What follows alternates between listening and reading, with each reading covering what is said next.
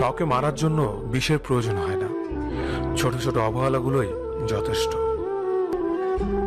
সব সহ্য করা যায়, কিন্তু প্রিয় মানুষের অবহেলা সহ্য করা যায় না। একতরফা ভালোবাসাগুলো এমনই হয়, একজন পাগলের মতো ভালোবেসে যায়, আর একজন পাগল ভেবে শুধু অবহেলা করে যায়।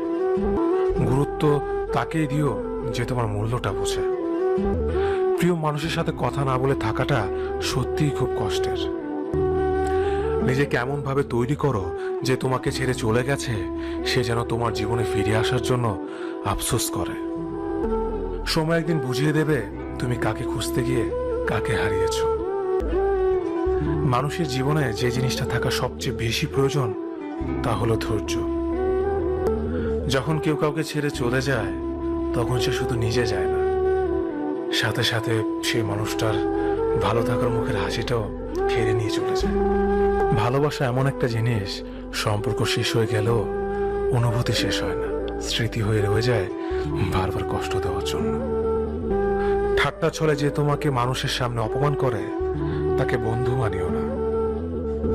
কেউ বুঝুক বা না বুঝুক, মন খারাপ হলে মা চেহারা দেখেই বুঝে যায়।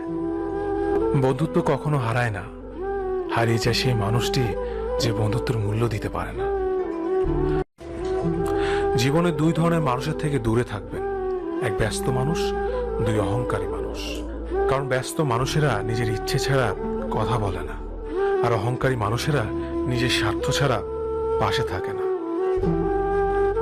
কিছু কিছু সম্পর্ক শেষ হয়েও হয় না, একজন হয়তো অনেক বদলে যায়, কিন্তু অন্যজন সেই সম্পর্কের বোঝাটা বয়ে বেড়ায় সারা জীবন।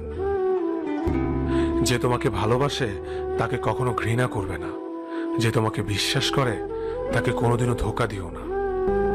অনুভূতি, ভালোবাসা, মায়া এগুলো যত কম প্রকাশ করবেন, মানুষ আঘাত করার সুযোগ তত কম পাবে।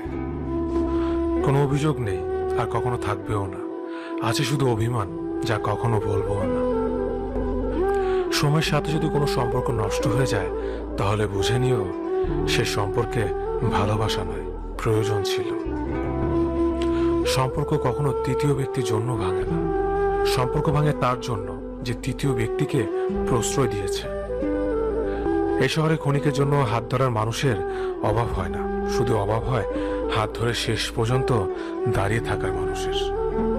সময় কখনো দুঃখ কষ্টগুলোকে ভুলিয়ে দেয় না, সময় দুঃখ কষ্টগুলোকে মানিয়ে নেওয়া শেখায়।